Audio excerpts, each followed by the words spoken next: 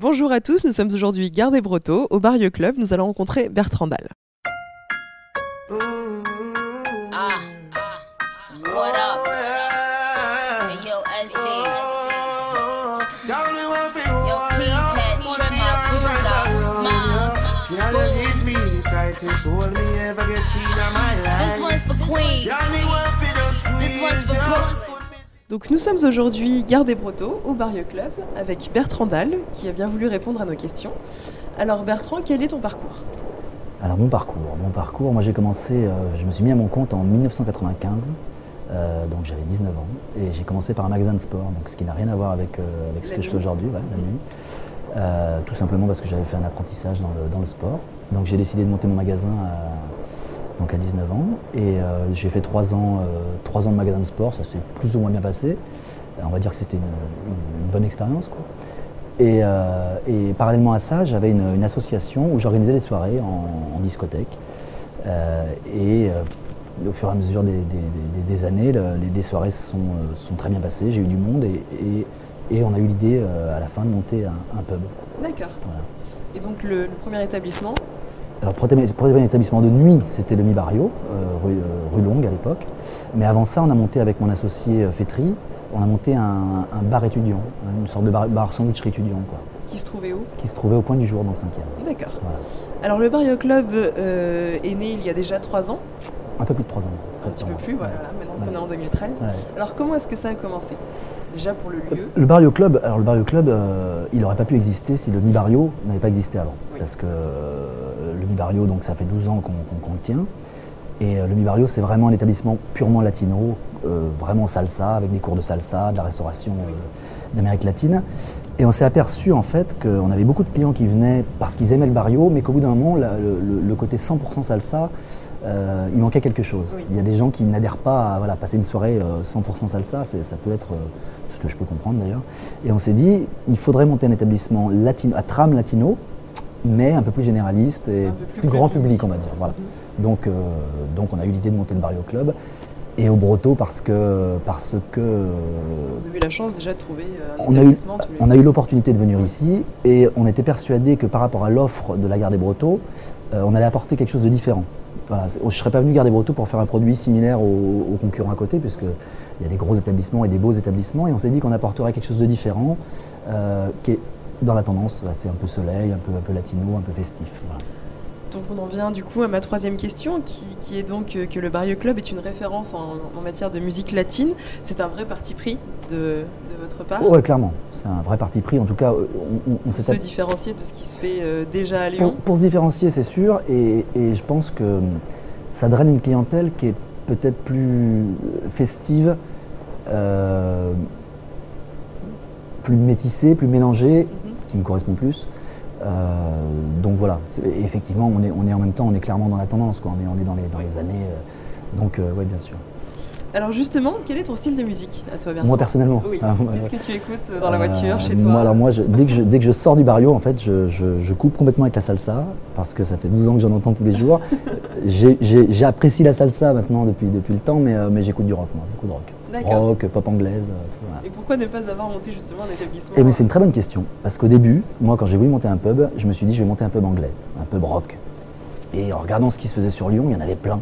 Il y avait plein de pubs anglais tenus par des Anglais, je veux dire moi j'allais rien apporter de plus. Donc quand on faisait les soirées étudiantes, les dernières soirées qu'on a faites, on a fait des soirées latino. Et on s'est aperçu qu'il y a un truc qui a pris, quoi. C'était magique. J'avais ma clientèle à moi qui était un peu des étudiants classiques, quoi. Et puis ça s'est mélangé avec une clientèle de latinos, donc il y a 15 ans. Et les jeunes sortaient de là avec les chapeaux et il y avait un truc qui se passait, quoi. J'ai dit il faut monter ça à Lyon, quoi.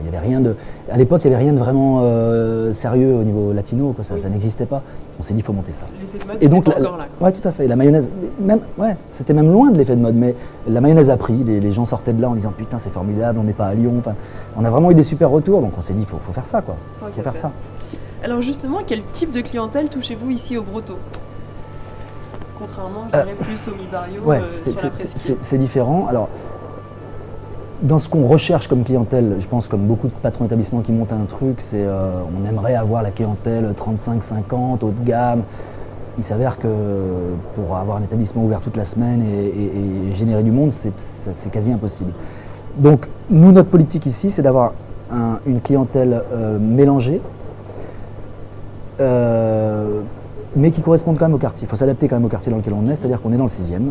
On peut pas faire un produit comme le produit qu'on ferait par exemple sur les pentes, mais on essaye d'apporter une différence par rapport au quartier. C'est-à-dire métissé, très féminin, mais quand même voilà, de gens qui se tiennent, de gens qui voilà.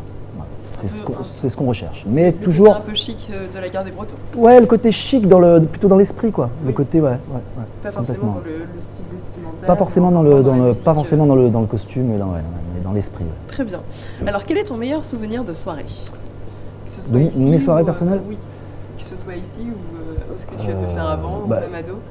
Ouais, mais moi ce qui m'a donné envie de faire ça, c'est clairement les soirées quand on avait 16-17 ans, le Factory par exemple. Oui. Le Factory à Lyon, pour moi, ça reste l'exemple d'une réussite en termes d'ambiance, Moi, je me souviens des soirées où il y avait une queue de 300 mètres. À l'intérieur, tu rentrais, le lieu était complètement transformé.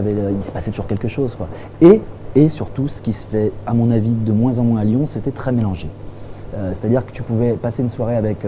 tu étais au bar à côté d'un avocat renommé, un étudiant, un plombier, un chômeur. Et ça se passait bien. C'est-à-dire que tout le monde avait ce but de faire la fête. Aujourd'hui, je trouve qu'à Lyon, c'est assez cloisonné. Tu as des bars chics, des bars étudiants, des bars afro, des bars... Et moi, j'aime ce côté, justement, mélange, où n'importe qui peut rentrer dans le lieu. Et c'est l'âme du lieu qui fait que, voilà, tu fais la fête. Et tu oublies justement ces différences. C'est ce qui m'intéresse dans la fête. Et le Factory, c'était un exemple formidable. Une petite anecdote, justement, au Factory, une histoire un peu rigolote. Ça dépend qui regarde. J'en ai plein. Non, mais oui, bien sûr. Moi, je me souviens d'une soirée où ils avaient fait croire que le Factory allait fermer. Et donc, ils avaient fait un spectacle sur la scène d'enterrement. Il y avait un cercueil. C'était la mort du Factory. Mais vraiment, c'était travaillé, quoi. On était transportés dans un truc. Et je me souviens bien de cette soirée. D'accord. Mais il y en a plein d'autres. Alors, quels sont tes projets pour cette année 2013? Qu'est-ce qu'on peut te souhaiter? À titre personnel ou à titre professionnel? Les deux. Les deux. À titre personnel, j'aspire juste à la continuité. La continuité, non, mais essayer d'être de mieux en mieux, quoi, de plus en plus serein, vivre avec ma femme, mes gosses, mes potes. Et à titre professionnel, j'ai un projet actuellement, je ne sais pas s'il va savoir le jour, c'est un établissement restaurant festif. Et sinon, essayer de continuer le Barrio Club, quoi, de faire que ça bosse de mieux en mieux, que mes équipes restent avec moi déjà, donnent le meilleur d'eux-mêmes. Voilà, non, j'ai pas d'ambition énorme. D'accord. Très bien. Et écoute, merci beaucoup Bertrand, c'est gentil d'avoir répondu à nos questions. Peut-être on se retrouvera dans ce fameux restaurant. Ah pourquoi pas, mais avant ça on va se retrouver ce week-end parce que ce week-end au Barrio Club. Ouais, je sais que tu passes de temps en temps. Voilà, donc merci beaucoup et puis à très bientôt au Barrio Club. Merci. Coupe.